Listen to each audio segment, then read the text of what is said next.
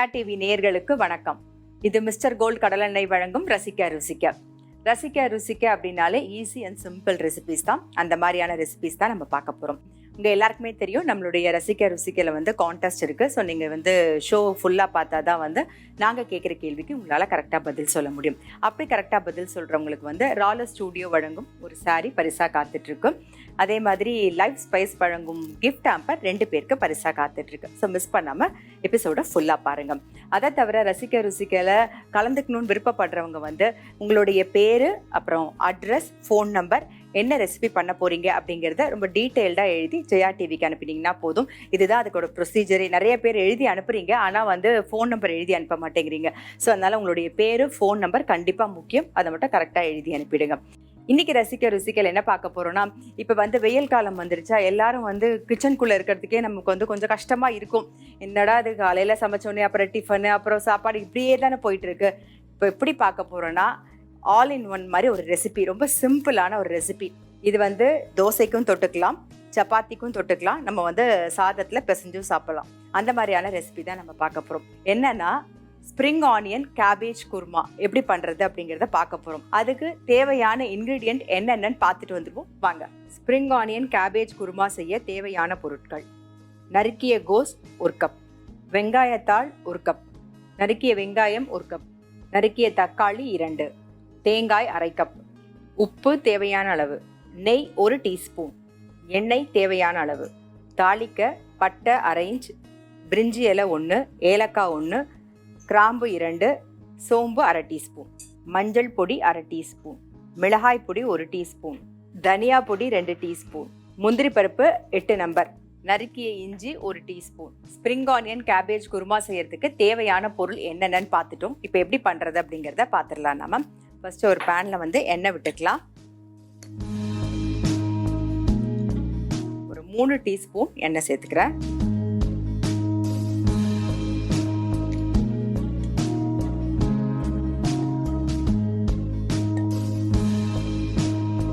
இதில் தாளிக்கிறதுக்கு ஏலக்காய் வாசனை பிடிக்கும் அப்படின்னா நீங்கள் வந்து ஏலக்காய் தாளிக்கலாம். அப்படி இல்லைன்னா அதை வந்து நீங்கள் அவாய்ட் பண்ணலாம். அது ஆப்ஷனல் தான். ஒரே ஒரு பீஸ் பட்டை, ஒரே ஒரு ஏலக்காய், 2 கிராம்பு, சோம்பு வந்து 1/2 டீஸ்பூன் தாளிக்க போகிறோம். அப்புறம் அரைக்கும் போது ஒரு 1/2 டீஸ்பூன் சோம்பு சேர்த்து தான் நம்ம வந்து அரைச்சிக்க போகிறோம். தேங்காய், முந்திரி பருப்பெல்லாம் சேர்க்கும் போது லைட்டாக பொரியட்டும். அப்புறம் பிரிஞ்சி இலை 1,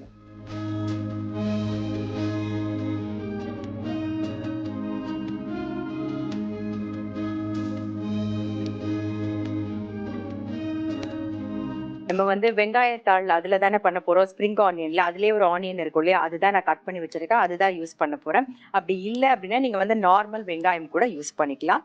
இப்போ வெங்காயம், கட் பண்ண வெங்காயம்,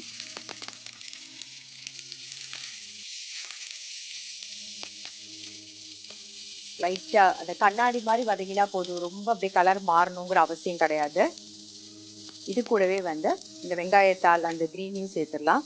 வெங்காயத்தாளையும் சேர்த்துடும்.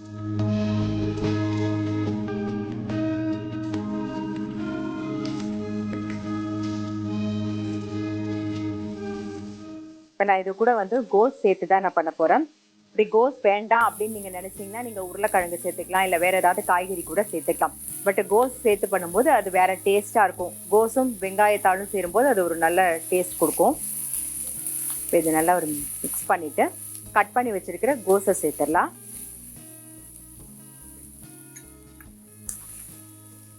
கொஞ்சம் உப்பு போட்டுக்கலாம்.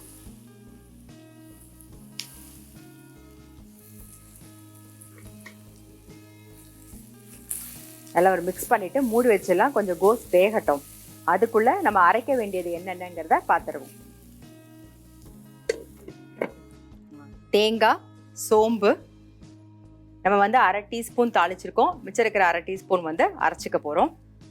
அப்புறம் இஞ்சி வந்து 1 டீஸ்பூன், அப்புறம் முந்திரி பருப்பு, இதெல்லாம் சேர்த்து அரைச்சி எடுத்துகிட்டு வந்துடலாம். ஸோ அந்த பேஸ்ட் வந்து ரெடியாக இருக்கு. இந்த பக்கம் கோஸும் வந்து நல்லா வெந்திருக்கும் பாருங்க இருக்கு. ஸோ இப்போ என்ன பண்ண போகிறோம்னா, கட் பண்ணி வச்சிருக்கிற தக்காளியை சேர்த்துக்கலாம். இது கூட கொஞ்சம் மஞ்சள் பொடி, பச்சை மிளகா வேணும்னா நீங்கள் வந்து காரத்துக்கு ஒரு பச்சை மிளகா போட்டுட்டு ரெட் சில்லி பவுடர் வரமிளகா பொடியை கொஞ்சம் கம்மி பண்ணிக்கலாம். நம்ம வந்து இன்னைக்கு பச்சை மிளகா சேர்க்கல, வெறும் காரத்துக்கு வரமிளகா பொடி மட்டும்தான் சேர்க்க போகிறோம். வெறும் வரமிளகா பொடி மட்டும் சேர்த்தும் பண்ணலாம், அப்படி இல்லைன்னா காரத்துக்கு பச்சை மிளகா மட்டும் யூஸ் பண்ணியும் பண்ணலாம். இது எல்லாமே நம்மளோட விருப்பம் தான். இப்போ இதில் வந்து காரத்துக்கு வரமிளகா பொடி சேர்க்கிறோம். இது கூட தனியா பொடி,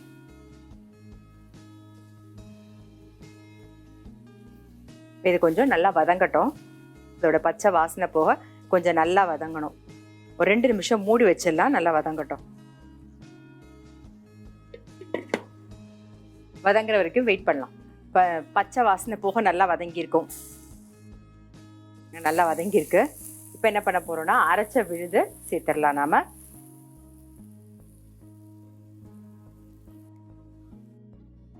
தேவையான அளவு தண்ணி,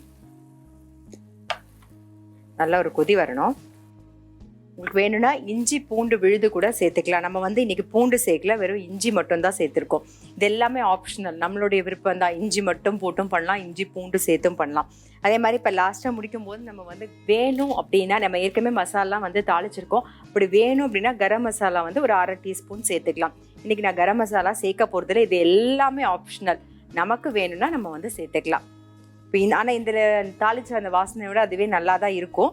வேணும்னா லாஸ்ட்டாக ஒரு 1/2 டீஸ்பூன் சேர்த்துக்கலாம். இது நல்லா ஒரே ஒரு கொதி வரட்டும். இன்னும் கொஞ்சம் தண்ணி விட்டுக்கலாம்.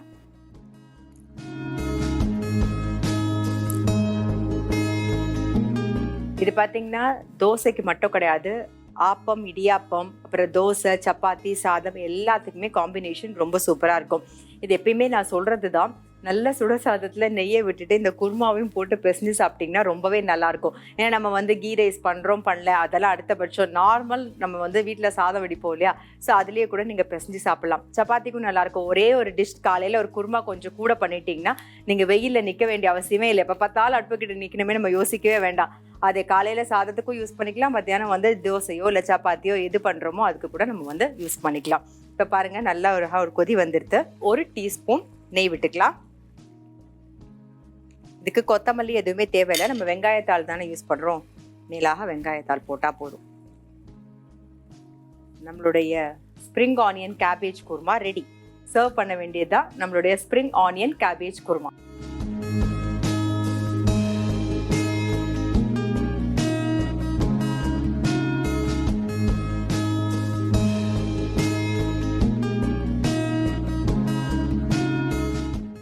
ஸ்ப்ரிங் ஆனியன் கேபேஜ் குருமா செய்முறை.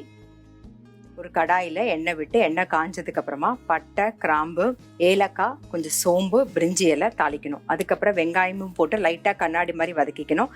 வெங்காயத்தாள் அதையும் சேர்த்து 2 நிமிஷம் வதக்கிட்டு, கட் பண்ணி வச்சிருக்கிற கோஸையும் சேர்த்துட்டு கொஞ்சம் உப்பையும் சேர்த்து நல்லா ஒரு மிக்ஸ் பண்ணிட்டு மூடி வச்சிடணும். அது வேகிற வரைக்கும் வெயிட் பண்ணணும். அதுக்குள்ளே என்ன பண்ண போகிறோன்னா தேங்காய், சோம்பு, இஞ்சி, முந்திரி பருப்பு, சோம்பு இதை வந்து அரைச்சி எடுத்துட்டு வந்துடலாம். அடுத்தது வந்து இப்போ கோஸ் வந்து வெந்து ரெடியா இருக்கா, கட் பண்ணி வச்சிருக்கிற தக்காளியும் சேர்த்துட்டு கொஞ்சமா மஞ்சள் பொடி, வரமிளகா பொடி, தனியா பொடி இது எல்லாத்தையும் சேர்த்து நல்லா மிக்ஸ் பண்ணிட்டு ஒரு 2 நிமிஷம் மூடி வச்சிருவோம். அதை பச்சை வாசனை போக வதங்கணும். அரைச்சி வச்சிருக்கிற விழுதியும் சேர்த்து தேவையான அளவு தண்ணியும் சேர்த்து நல்லா கொதிக்க விடணும். அது கொதிக்கும் போது 1 ஸ்பூன் நெய்யும் விட்டு மேலாக வெங்காயத்தானியும் போட்டு மிக்ஸ் பண்ணிட்டோம்னா நம்மளுடைய spring onion cabbage kurma ready. கண்டிப்பா நீங்களும் உங்க வீட்டில் ட்ரை பண்ணி பாருங்க. நம்ம வந்து ஒரு சைட் டிஷ் பார்த்தோம், அடுத்தது வந்து ஒரு குஜராத்தி டிஷ் தான் பார்க்க போகிறோம். இது எல்லாருக்கும் பிடிச்ச மாதிரியான ஒரு ரெசிபி தான். ஃபர்ஸ்ட் அவங்களை கூப்பிட்டுருவோம். நம்மளோட கெஸ்ட் தான் பண்ணி காமிக்க போகிறாங்க. ஃபர்ஸ்ட் நம்ம கூப்பிட்டுலாம் அவங்கள. லெட்ஸ் வெல்கம் மிஸ்ஸஸ் வந்தனா விஜய். வாங்க.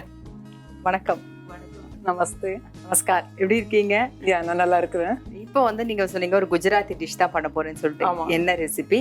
எல்லாருக்கும் பிடிச்ச மாதிரியும் இருக்கும். நீங்க கண்டிப்பா இது வந்து ஒரு குஜராத்தி டிஷ், கமன் டோக்லா. இது வந்து நம்ம பிரேக்ஃபாஸ்ட்ல சாப்பிடலாம், மதியானம் லஞ்ச்ல சாப்பிடலாம், யாரும் கெஸ்ட் வந்தா, பார்ட்டிஸ் இருந்தா இது செஞ்சுட்டு என்ஜாய் பண்ணலாம். இது காத்தால செஞ்சுட்டு கூட ஃப்ரிட்ஜ்ல வச்சுட்டு த ஹோல் டே நம்ம என்ஜாய் பண்ணலாம். நீங்க என்ன பண்ணிட்டு இருக்கீங்கன்னு உங்களை பத்தி சொல்லுங்க. நான் வந்து ஒரு house wife. I love cooking. நான் வந்து நிறைய ரெசிபிஸ் மை ஓன் இன்வென்ட் பண்ணிட்டு அந்த ஐட்டம் செய்வேன். My family members all like this recipes. நல்லா சப்போர்ட் பண்ணுவாங்க. புது புது ரெசிபி நான் என் ஓன் ரெசிபிஸ் செஞ்சுட்டு நான் ட்ரை பண்ண நிறைய ரெசிபி ட்ரை பண்ணி உங்களுடைய ஃபேமிலி மெம்பர்ஸ் கொடுத்துருக்கீங்க. எல்லாருக்கும் ரொம்ப பிடிச்சிருக்கு. ஆமா, சூப்பர். இப்போ நம்ம வந்து கம்மன் டோக்லா பண்ண போறோம். அதுக்கு தேவையான பொருள் என்னன்னு பார்த்துட்டு வந்துடலாம். ஷியோர். கம்மன் டோக்லா செய்யறதுக்கு தேவையான பொருள் என்னன்னு பார்த்துடலாம் வாங்க. டோக்லா செய்ய தேவையான பொருட்கள்: கடலை மாவு 1 கப், சர்க்கரை 2 டேபிள் ஸ்பூன், உப்பு 1 டீஸ்பூன், நறுக்கிய பச்சை மிளகாய் 3, citric acid 1/4 teaspoon, fruit salt 1 teaspoon, கடுகு 1/2 டீஸ்பூன், வறுத்த எள்ளு 1 டீஸ்பூன், துருவிய தேங்காய் 2 டேபிள் ஸ்பூன், நறுக்கிய கொத்தமல்லி சிறிதளவு, கறிவேப்பிலை சிறிதளவு. கம்மன் டோக்லா செய்யறதுக்கு தேவையான பொருள் என்னென்னு பார்த்துட்டோம். இப்போ எப்படி பண்றது அப்படிங்கறத பார்த்துடலாம் நாம. ஸோ ஃபர்ஸ்ட் எப்படி பண்ண போறோம்? நாங்கள் ஃபர்ஸ்ட் 1 கப் மெஷரிங் கப் எடுத்திருக்கேன். 1 கப் கடலைப்பருப்பு மாவு. இது வந்து நம்மளுக்கு நல்லா ஸ்மூத்தாக டெக்ஸ்சர் வேணும். நார்மல் கடலைப்பருப்பு மாவை எடுத்துட்டு நம்ம மைதா மாவா ஜெரடில் ஜலிச்சிக்கலாம். அது நல்லா சாஃப்ட் டெக்ஸ்சராக நம்மளுக்கு கிடைக்கும். ஓகே, கடலை மாவை சலிச்சிட்டு சேர்த்துக்கணும் 1 கப். ஆமாம். இதில் வந்து 2 டேபிள் ஸ்பூன் சுகர் சர்க்கரை ஆட் பண்ண போகிறோம். 1 teaspoon salt, 1/4 teaspoon citric acid, 2 pinch வந்து லெமன் ஃபுட் yellow கலர். இது ஆப்ஷனல் தானே அந்த yellow கலர்? ஆமா. இதுக்கு 1 கப் மாவானா நம்ம 1 கப் தண்ணி எடுக்கணும். பேட்டர் பண்ணிட்டு மிக்ஸ் பண்ணிக்கணும். நம்ம விஸ்க்ல கூட கலரலாம். இது மிக்ஸ் பண்ணிட்டு நம்ம நல்லா விஸ்கர்ல பண்ணலாம், இல்லைன்னா மிக்ஸில கூட பண்ணலாம், இல்லைன்னா பீட்டர்ல மிக்ஸ் பண்ணிடலாம். ஸோ அந்த டெக்ஸ்சர் வந்து நல்லா வரும், ஸ்மூத் ஆகிடும். நம்ம தோசை பேட்டர் எப்படி இருக்கும் அந்த மாதிரி ஸ்மூத் கன்சிஸ்டன்சி நம்மளுக்கு தேவை. ஓகே, இந்த மிக்ஸ் பண்ணதுக்கு அப்புறம் 2 டீஸ்பூன் எண்ணெய் போட போறோம்.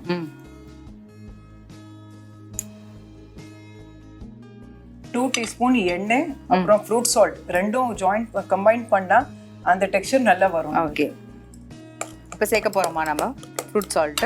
இல்ல, ஃபர்ஸ்ட் நம்ம இதுக்கு blend பண்ணிடலாம். ஓகே, இப்போ வந்து இதை வந்து மிக்ஸியில வந்து நல்லா ஒரு blend பண்ணி கொண்டு வந்துடலாம் நாம.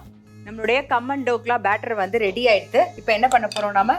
இந்த மாதிரி கன்சிஸ்டன்சி இருக்கணும். நம்மளுக்கு தோசை பேட்டர் செய்யற மாதிரி கன்சிஸ்டன்சி இருக்கணும். ரொம்ப திக்கா இருந்தா அந்த டோக்லா வந்து ஸ்பாஞ்ச் மாதிரி இருக்காது, ரொம்ப ஹார்ட் ஆயிடும், கல் மாதிரி ஆயிடும். ஆமா, அதனால தான் இந்த மாதிரி கன்சிஸ்டன்சி. அதனால தான் 1 கப் கடலைப்பருப்பு மாவு மீன்ஸ் 1 கப் தண்ணி நம்மளுக்கு தேவைது. இப்போ வந்து ஒரு சாஷெட் 1 டீஸ்பூன் வந்து ஃப்ரூட் சால்ட் ஆட் பண்ண போறோம். இந்த ப்ராசஸ் வந்து கொஞ்சம் ஸ்பீடா செய்யணும். நம்ம ஒரு பக்கம் ஸ்டீமர் ஹாட்ல வச்சு தண்ணி போட்டு ஹாட் பண்ணிடணும். நம்ம கிட்ட இந்த ஸ்டீமர் இல்லைன்னா, இந்த மாதிரி மோல்ட்ஸ் இல்லைன்னா நம்ம இட்லி குக்கர்ல கூட இந்த மாதிரி செய்யலாம். இட்லி குக்கர் இல்லைன்னா கூட நம்ம கேக் மோல்ட்ல வந்து கூட செஞ்சுட்டு ஸ்கொயர் பீசஸ்ல கட் பண்ணிட்டு நம்ம ஸ்டீம் பண்ணிக்கலாம். ஓகே, யூஸ் பண்றோம். மோல்ட்ல போட்டு டக்குன்னு வச்சிடணும். ஆமா, பாதி தான் போடணும், ஏன்னா ஃபுல் போட்டிங்கன்னா ஸ்டீம் வலி வந்துடும்.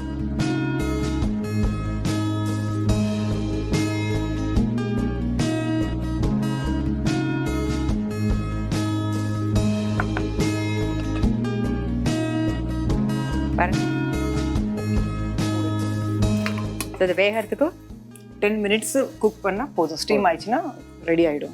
இது வேகிறதுக்கு ஒரு 10 நிமிஷம் ஆகும். நம்ம 10 நிமிஷம் வந்து வெயிட் பண்ணலாம். இப்போ டோக்லா இந்த பக்கம் வெந்துட்டு இருக்கு. இது வேகிறதுக்குள்ள நம்ம என்ன பண்ண போறோம்னா சுகர் சிரப் செஞ்சுட்டு ரெடி பண்ணிக்கலாம்.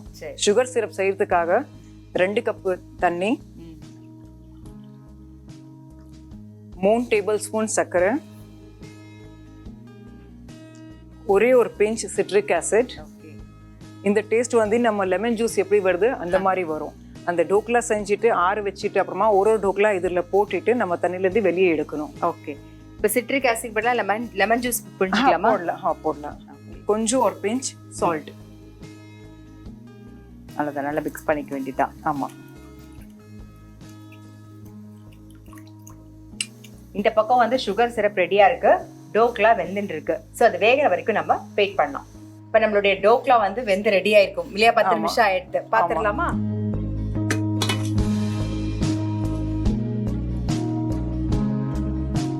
ஓகே, ஒன்று எடுத்துடலாம். ஆமா, இது நம்மளுக்கு சப்போஸ் பூரியில ஸ்டீம் ஆயிடுச்சோ இல்லையோ நம்ம ஒரு டூத் பிக் எடுத்துட்டு இன்சர்ட் பண்ணிட்டு பார்க்கலாம். ஓகே, ஸோ ஒரு 10 மினிட்ஸ் கூல் ஆகிட்ட அப்புறம் இந்த தண்ணியில நம்ம போட்டுட்டு வெளியே எடுக்க போறோம். பாருங்க, நல்லா அழகா பார்க்கும்போதே தெரியும் உங்களுக்கு.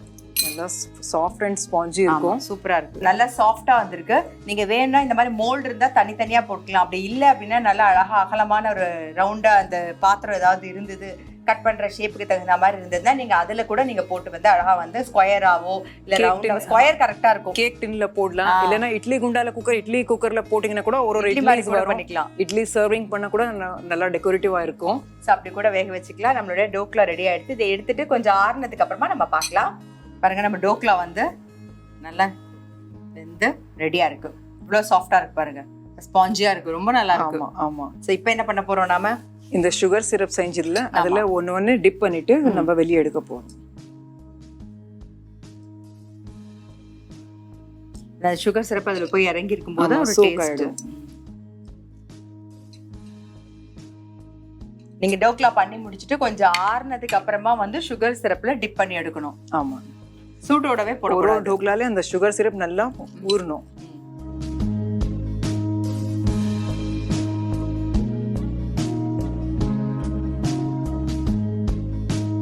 திருப்பி ஒரு டீஸ்பூன் நம்ம இது சென்டர்ல ஸ்லோலியா ஊத்தணும்.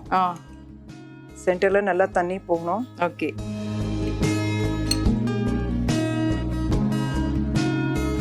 இந்த வார கான்டெஸ்ட்கான கேள்வி, போன வாரம் வந்து கேசரிக்கு ஸ்வீட்டு என்னென்ன ஸ்வீட் ஆட் பண்ணும் அப்படிங்கிறத கரெக்டாக எழுதி அனுப்பணும். நீங்கள் எழுதி அனுப்ப வேண்டிய முகவரி Jaya TV, post box number 3173, number 48 NP Jawaharlal Nehru road, Ekkattu Thangal, Chennai 32. கீழே வர வாட்ஸ்அப் நம்பருக்கும் நீங்கள் வாட்ஸ்அப் பண்ணலாம். என்ன ஆன்சர்னு எழுதிட்டு உங்கள் பேரு, ஃபோன் நம்பரை மறக்காம எழுதி அனுப்புங்க. அப்படி கரெக்டாக எழுதி அனுப்புறவங்கலேருந்து ஒருத்தரை தேர்ந்தெடுத்து ராலர் ஸ்டூடியோ வழங்கும் சாரி பரிசா காத்துட்டு இருக்கு. 2 பேருக்கு வந்து லைஃப் ஸ்பைஸ் வழங்கும் கிஃப்ட் ஆம்பர் காத்துட்டு இருக்கு. ஸோ மிஸ் பண்ணாம உடனே எழுதி அனுப்புங்க. இந்த வாரத்துக்கான பரிசினை வெல்பவர்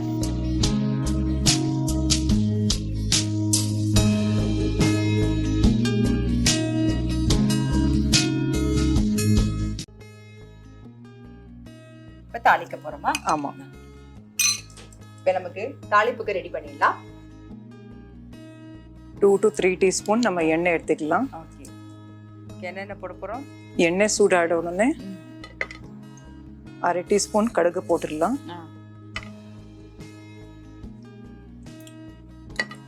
பச்சை மிளகா வந்து நம்ம கீரி தான் சேர்க்கிறோம். பொடியாவும் கட் பண்ணிக்கலாமா? பண்ணலாம், பட் அது வந்து கார்னிஷிங்ல ரொம்ப நல்லா இருக்கும். ஓகே. எள்ளு சேர்க்க போறோம். வறுத்த எள்ளு இது. ஆமா, 1 டீஸ்பூன். 10-15 கருவேப்பிலை, பச்சை மிளகாய், கொஞ்சம் வந்து இதுக்கு மேல நம்ம கார்னிஷ் பண்ணிடலாம். ஆமா.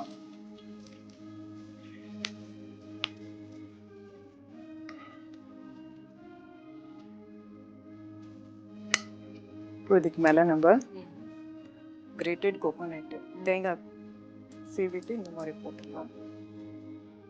இது டெசிகேட்டட் கோகோனட்டா? இல்லை, நம்ம ஃப்ரெஷ் தேங்காய், ஃப்ரெஷ் கோகோனட் தான். நம்ம சீஸ் கிரேட் பண்ணுறோம், அதில் கிரேட் பண்ணிவிட்டு இந்த மாதிரி போட்டுடலாம். ஓம் பூரி வருது மெலிசா, கொத்தமல்லி மெலிசா கட் பண்ணிவிட்டு நம்ம கமண்டோக்குள்ள ரெடி ஆயிடுச்சு. இப்போ நம்ம சர்வ் பண்ணலாம்.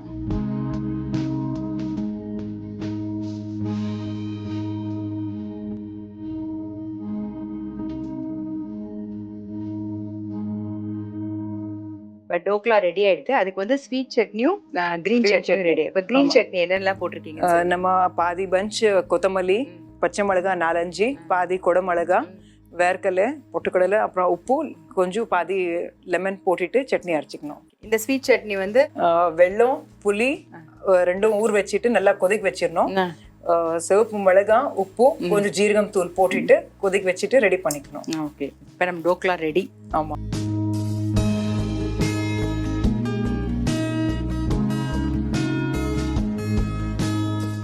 கம்மன் டோக்லா செய்முறை: ஒரு பவுல்ல 1 கப்பு கடலை மாவு, 2 tablespoon sugar, 1/4 teaspoon citric acid, 1 teaspoon உப்பு நல்லா மிக்ஸ் பண்ணிட்டு 1 கப்பு தண்ணி விட்டு நல்லா மிக்ஸ் பண்ணிக்கணும். அப்புறம் 2 டீஸ்பூன் எண்ணெய் அதையும் சேர்த்து மிக்ஸ் பண்ணதுக்கு அப்புறமா நம்ம மிக்ஸி ஜார்லயோ இல்லைன்னா விப்பர்லயோ நல்லா ஒரு ஓட்டு ஓட்டிட்டு தோசை மாவு பதத்துக்கு அதை ரெடி பண்ணிக்கணும். அதுக்கப்புறம் நம்ம எதில் வைக்க போறோமோ அந்த மோல்டோ இல்லைன்னா வந்து ஒரு ஸ்கொயர் ஷேப்ல இருக்கிற டின்னோ இல்லைன்னா கேக் டின்னோ எதையா இருந்தாலும் சரி, எண்ணெய் தடவி நிறைய ரெடி பண்ணி முதல்ல வச்சுக்கணும். இந்த பக்கம் ஸ்டீமரையும் ரெடி பண்ணிடணும். அதுக்கப்புறம் நம்ம ரெடி பண்ணி வச்சிருக்க அந்த மாவுல வந்து ஃப்ரூட் சால்ட் கொஞ்சம் சேர்த்து 1 டீஸ்பூன் ஃப்ரூட் சால்ட் சேர்த்து நல்லா மிக்ஸ் பண்ணணும். அது சேர்த்ததுக்கு அப்புறம் ரொம்ப நேரம் ஆக்கக்கூடாது. நல்லா மிக்ஸ் பண்ணிட்டு டக்குன்னு வந்து அந்த மோல்டில் போட்டுட்டு ஆவியில வேக வச்சு எடுத்துடணும். அது நல்லா ஆறுனதுக்கு அப்புறமா என்ன பண்ணணும்னா சுகர் சிரப் ரெடி பண்ணி வச்சிருக்கோம் இல்லையா, அதாவது 2 டம்ளர் தண்ணி, 3 டீஸ்பூன் சுகர், ஒரே ஒரு பிஞ்ச் உப்பு, சிட்ரிக் ஆசிட் கொஞ்சம், இதெல்லாம் சேர்த்து மிக்ஸ் பண்ணதுல ஆறுனதை வந்து என்ன பண்ணணும், அந்த டோக்லாவை நல்லா அதில் சுகர் சிரப்பில் முக்கி எடுத்து தனியாக வச்சுட்டு அதுக்கு மேலே வந்து கார்னிஷ் பண்ண வேண்டியதுதான். அதுக்கு முதல்ல வந்து இந்த பக்கம் வந்து கடாயில் எண்ணெய் விட்டு கொஞ்சம் கடுகு, எள்ளு, கொஞ்சம் கருவேப்பிலையை போட்டுட்டு பச்சை மிளகா நல்லா கடுகுலாம் வெடித்து வந்ததுக்கு அப்புறமா மேலாக அதை நல்லா விட்டுறணும். விட்டதுக்கப்புறம் தேங்காய் கொஞ்சம் ஓம்படி இருந்தால் அதையும் சேர்த்துக்கலாம். சேர்த்து கார்னிஷ் பண்ணிட்டீங்கன்னா நம்மளுடைய கம்மன் டோக்லா ரெடி.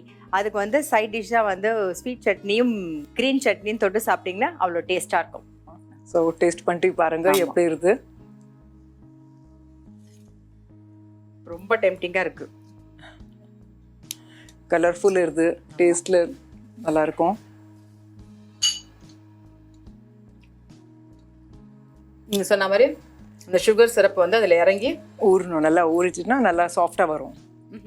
ரொம்ப சூப்பராக இருக்கு, நல்லா சாஃப்டா, ரொம்பவே நல்லா இருக்கு. தேங்க்யூ. டோக்லா ட்ரை பண்ணி பார்க்கணும்னு நினைச்சா கூட இவங்க சொன்ன அளவுல வந்து நீங்க பண்ணீங்கன்னா வந்து ரொம்ப ரொம்ப பர்ஃபெக்டா கம்மன் டோக்லா சூப்பரா வரும். உங்களுக்காக சூப்பரான ஒரு டிஷ் கம்மன் டோக்லா குஜராத்தி ஸ்பெஷல் பண்ணி காமிச்சதுக்கு ரொம்ப ரொம்ப நன்றி. எனக்கு ரொம்ப ரொம்ப தேங்க்ஸ். இங்கே இந்த ஆப்பர்ச்சுனிட்டி கொடுத்தீங்க. ரசிக்க ருசிக்கான ரொம்ப நல்லது ஷோ. நான் டெய்லி பார்க்குறேன், நிறைய ரெசிபிஸ் கூட ட்ரை பண்ணுறேன். ரொம்ப தேங்க்ஸ். Thank you thank you. உங்களுக்கு ஸ்பெஷலாக வந்து டைமண்ட் ஹோம் அப்ளையன்சஸ் வழங்கும் ஒரு ப்ரெஷர் குக்கர். தேங்க்யூ. இன்னைக்கு ரசிக்க ருசிக்கல பார்த்த 2 டிஷ்ஷுமே டெஃபினட்டா ட்ரை பண்ணி பாருங்க. முதல்ல பண்ண குருமா வந்து இட்லி, தோசை, சப்பாத்தி, ஆப்பம், இடியாப்பம், சாதம் எல்லாத்துக்கும் காம்பினேஷன் ரொம்ப சூப்பராக இருக்கும். அடுத்தது பண்ண கம்மன் டோக்லா வந்து எல்லாருக்கும் பிடிச்சது, எல்லாரும் போய் தேடி தேடி சாப்பிடுவோம் இல்லையா. இப்போ நீங்கள் வந்து வீட்டிலே ஈஸியாக அவங்க சொன்ன அளவில் பண்ணிங்கன்னா அவ்வளோ பர்ஃபெக்டாக வரும். அது தொட்டுக்கிறதுக்கு சட்னி கூட வந்து அழகாக அளவு சொல்லியிருக்காங்க. அதே அளவில் நீங்கள் வந்து வீட்டில் பண்ணிவிட்டு ட்ரை பண்ணி பார்க்கலாம். ரொம்ப ரொம்ப ரொம்ப டேஸ்ட்டாக இருக்கும். ஸோ டெஃபினட்டாக வந்து ட்ரை பண்ணி பாருங்கள். நான் அடுத்த எபிசோட்ல சந்திக்கிறேன். அதுவரை உங்களிடம் விடைபெறுவது உங்கள் சித்ரா முரளி. நன்றி, வணக்கம். இது மிஸ்டர் கோல்ட் கடலெண்ணெய் வழங்கும் ரசிக்க ருசிக்க.